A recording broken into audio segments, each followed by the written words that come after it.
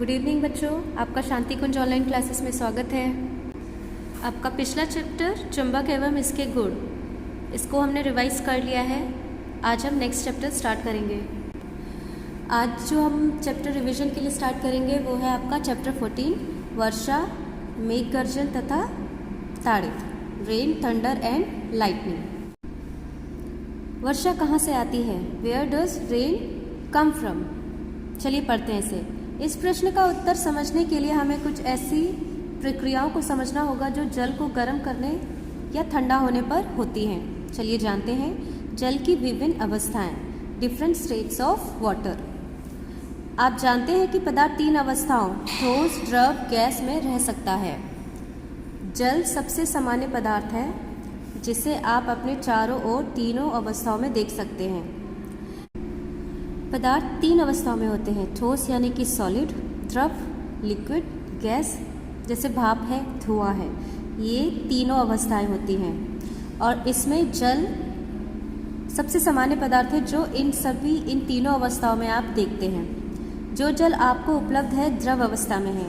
हमारे आसपास जो आप पानी देखते हैं वो किस अवस्था में हमें मिलता है? द्रव यानी लिक्विड फॉर्म में। जल जब 100 डिग्री सेंटीग्रेड तक गर्म किया जाता है तो यह गैसीय अवस्था में बदल जाता है, इसे भाप कहते हैं। जब आप पानी को किसी बर्तन में लीजिए और उसको उबाल दीजिए, जब उसमें उबाल आ जाए यानी 100 डिग्री सेंटीग्रेड पे जब पहुंच जाता है तब ये किस फॉर्म में हमें मिलता है? गैस के फॉर्म में, यानी कि भाप बन के पानी ऊपर जाने लगता है। तीसरा देखिए, जल को जब किसी रेफ्रिजरेटर के शीतकाल यानी फ्रीज़र में ठंडा किया जाता है तो यह ठोस अवस्था में बदल जाता है, जिसे बर्फ़ कहते हैं। ये सारी प्रक्रियाएं आपके द्वारा की गई हैं। प्रकृति में जल पर ऊंचे पर्वतों पर ठोस अवस्था में हिम के रूप में मिलती है।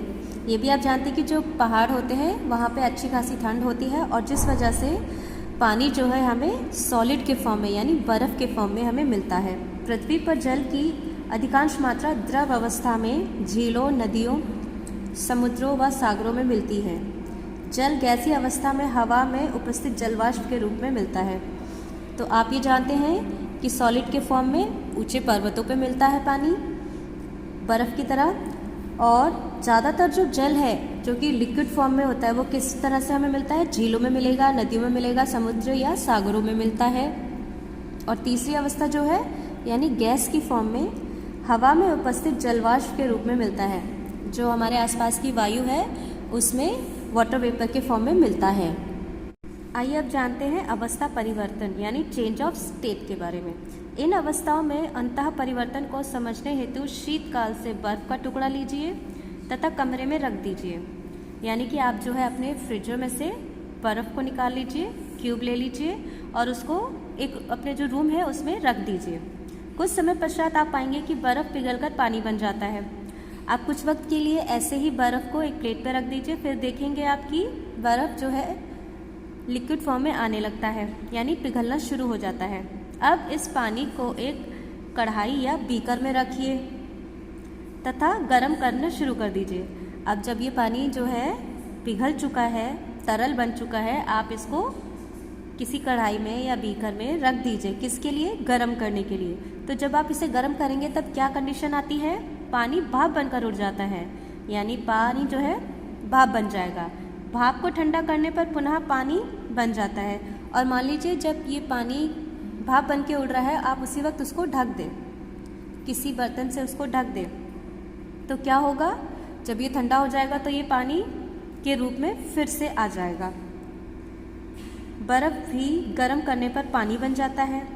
यह इस प्रकार व्यक्त किया जा सकता है। तो आपने देखा कि आपने एक बर्फ़ का टुकड़ा लिया, उसको रूम पे रखा, पिघल गया, लिक्विड में आया, उसको गर्म किया, भाप बन गया। यानी कि इस पूरे प्रोसेस में तीनों अवस्थाएं जो कि ठोस, द्रव और गैस, तीनों अवस्थाएं आपने जानी हैं। चलिए इनको यहाँ देखते हैं किस तरह से लिखा गया है। इन प्रक्रियाओं का परिणाम वर्षा का होना है। यह बर्फ़ ठोस अवस्था में है। जब आपने इसे गर्म किया तो ये पानी बन जाती है, ठीक है। पानी बनने पे ये तरल अवस्था में आ जाएगी। लेकिन जब इसी पानी को आप जब ठंडा करेंगे तो ये दोबारा से ठोस हो जाएगा। उसी तरह से यहाँ देखिए ये पानी है, जब आपने इसको गर्म किया तो ये भाप बन जाएगा, यानी जलवाष्प के रूप में आ जाएगा, गैस बन जाएगा।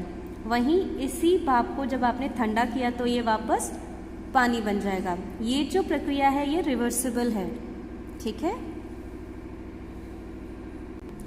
तो बच्चों आप समझ गए होंगे पानी को की तीनों अवस्थाएं किस तरह से प्राप्त की जाती है। अब जानते हैं वाष्पन तथा संघनन, इवापोरेशन एंड कंडेंसेशन के बारे में। द्रव को इसके भाप में बदलने की प्रक्रिया वाष्पन कहलाती है। जो लिक्विड होता है, जब पानी लिक्विड यानी तरल फॉर्म में होता है, उसको जब हम भाप बना देते हैं तो उसको हम वाष्पन यानी इवापोरेशन कहते हैं। वहीं जब भाप को द्रव में बदलने की प्रक्रिया संघनन कहलाती है, यानी जब भाप जो होता है जो स्टीम के फॉर्म में होता है उसको हम जब वापस लिक्विड में बदलते हैं तब हम उसे कंडेंसेशन या संघनन कहते हैं।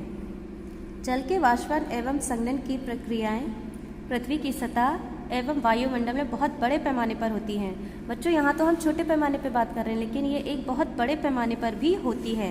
ये प्रक्रियाएं बादल के बनने तथा वर्षा के होने में महत्वपूर्ण भूमिका अदा करती हैं। और ये सबसे बड़ी जो भूमिकाएं निभाते हैं ये कहाँ पर होती हैं? बादल के बनने और वर्षा के होने में, ठीक है। यानी कि जो वाटर साइकिल आप जानते हैं ना, उसमें सबसे अहम भूमिका निभाते हैं। बच्चों आज के लिए आप इतना ही करें, इसे पढ़ें और समझें। ना समझ आने पर मुझे ज़रूर बताएं। तब तक आप सभी अपना ध्यान रखें, स्वस्थ रहें, सुरक्षित रहें।